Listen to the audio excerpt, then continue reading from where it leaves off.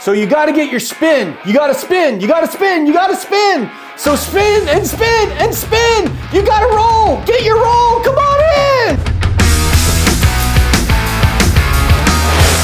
Yeah, dude. So if that intro didn't make you guys dizzy, it made me dizzy. But today we're gonna talk about something really important, gear ratio. I get asked about it all the time. What gear should my kid run? Someone will come in, we don't know them. First time they're walking in, they walk in with their 6-year-old, their 8-year-old, they're picking up a mini, they're picking up a junior. Hey, what gear ratio should my kid ride? We don't know. And the reason we don't know, how does your kid ride? How is their hip rock? Do they like to spin? Do they like to chop it up a little bit more? Are they running a little bit of a harder gear? What track are they riding? Do they have a steep hill? Do they have a shallow hill? How's their kids' gaits? How are they down the rhythm? Are they pumping a lot? Are they jumping a lot? There's a lot of things that come into play with gear ratio. Everybody has that factory dad that's told them, oh, this is the gear for me. This is the gear for you. Everybody wants to know what's important. Well, what's really important for you is how you feel on your bike. How do you feel when you're riding this thing? Do you feel that it's right?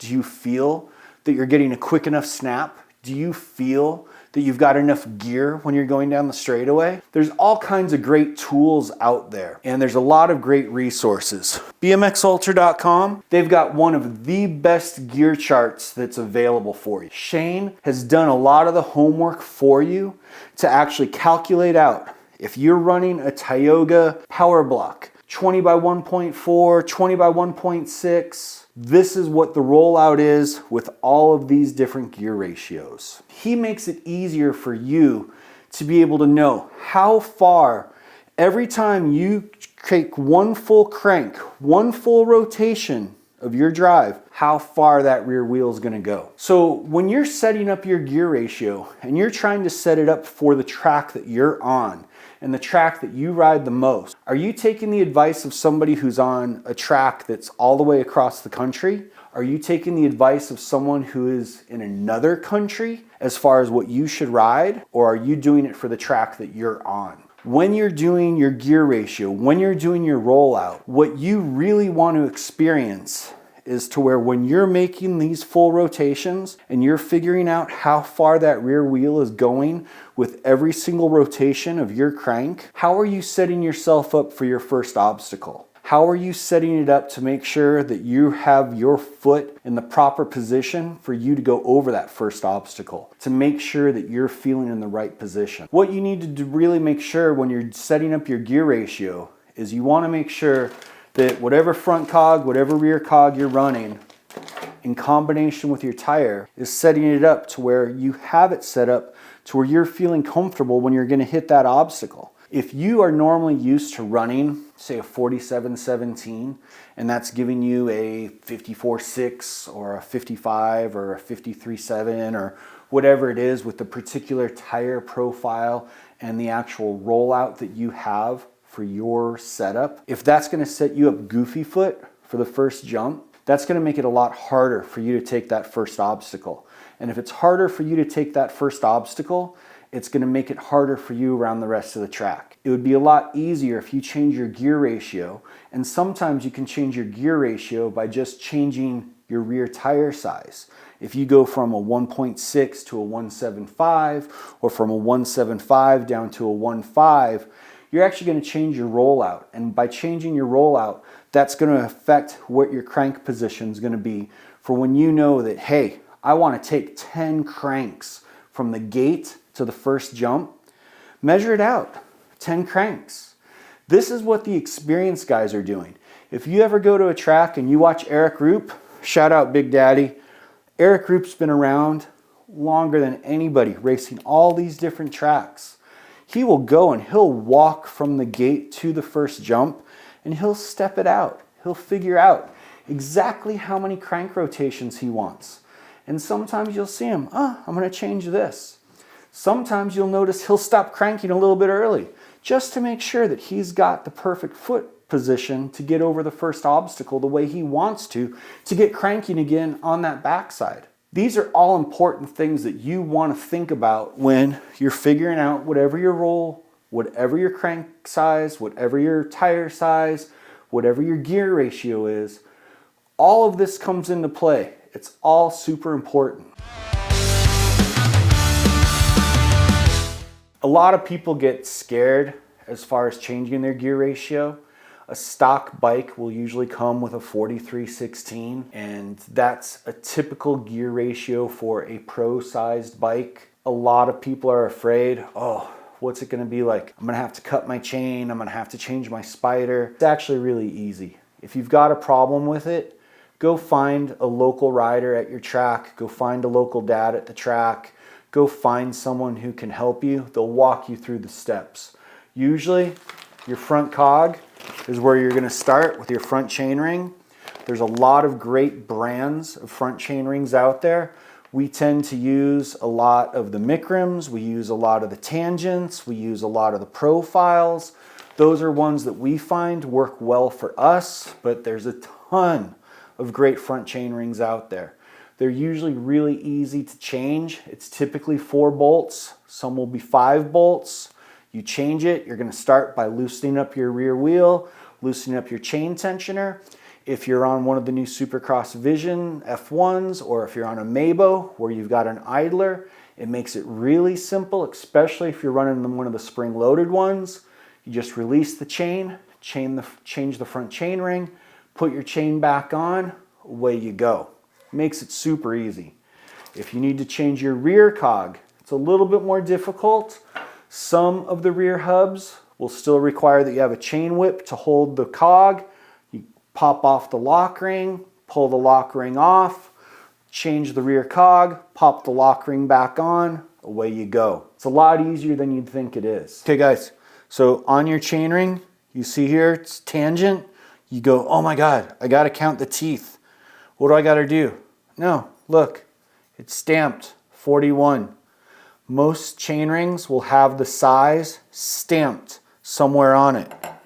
Your rear cog, Supercross rear cog, do I have to count the teeth? No, it's marked 14 teeth right there. So this gear ratio, 41/14. You know what you've got. Another thing that we get asked about all the time when people are talking about gearing, people are always talking about crank length. And people are always wanting to know, what length crank should I be on? What length crank should my kid be on? Crank length is a very personal setup. There's a ton of crank length charts that are out there for you. But one of the things that you really want to watch for is you don't want to have what's called hip rock. So if someone's watching you from behind, you want to try and make sure that your hips are always level when you're actually cranking. If you have the hip rock that's going on, you're wasting a lot of motion as you're going side to side. And that's showing that your crank length is too long. So you want to shorten it up so that you can try and keep a powerful and a constant spin.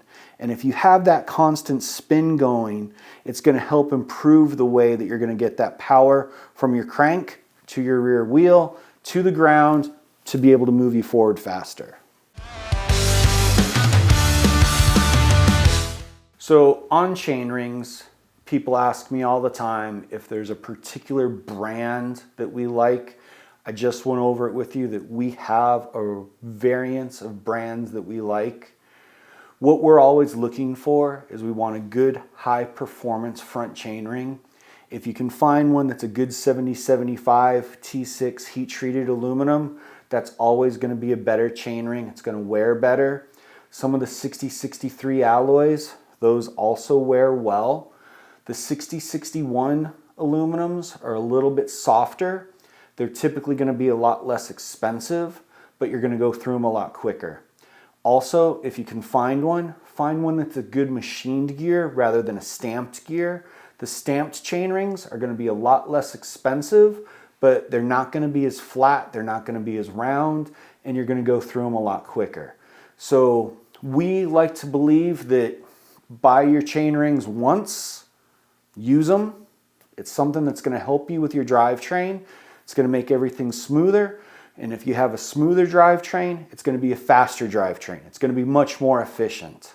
So that's something that we always like to look out for. Typically, we go for a heat-treated chromoly rear cog. There's a lot more torque that's going on to the rear cog because you have all the leverage from the front chainring pulling on this rear cog. There are some people that are making 7075 aluminum rear cogs. There's some people making titanium rear cogs. Those are all good options depending upon your rider weight and the torque that the rider's putting out. But a good heat-treated chromoly cog, this one here, it's machined. It's got a spacer built into it. So you've got it set up to where you can do either a 42.5 chain line or a 45 chain line just by flipping it around. That's something that you also want to make sure that you've got your chain line set to where when you have your rollout set to make your drivetrain efficient, make sure you've got your chain line nice and straight. So one thing that we get asked about a lot is what if I have the wrong gear ratio? We've seen a lot of parents mess up, and this is something where you need to make sure you've always got a good combination for the front chainring and the rear cog. Front chainring, rear cog. Make sure that you've always got a good ratio. I've seen some dads go, oh, guess what? My buddy said that the 50-18 is the way that we need to go. But they'll forget to change the rear cog and they'll leave it as a 16, but they'll change the front to a 50. Oh my God, you're never getting out of the gate. You're gonna have a rollout that's gonna be amazing. Once you hit your top speed, boom, you're gonna be like a rocket ship. But getting there, it's gonna take you forever.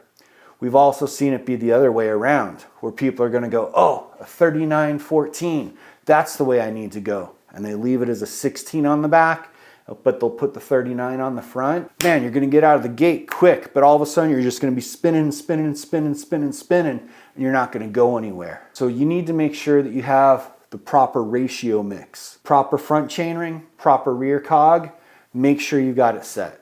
All right guys, so today I hope you learned a little bit about your rollout and why gearing is so important to you. Maybe I'll get a little less phone calls on this, but anyways, it's time to get to the track. Let's roll!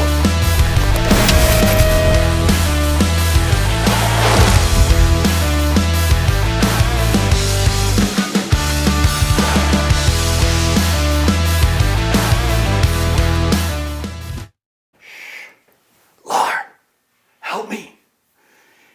The dungeon's really dark. They only let me out to do these things. Get me help. Get me out of here. They're coming. I gotta go.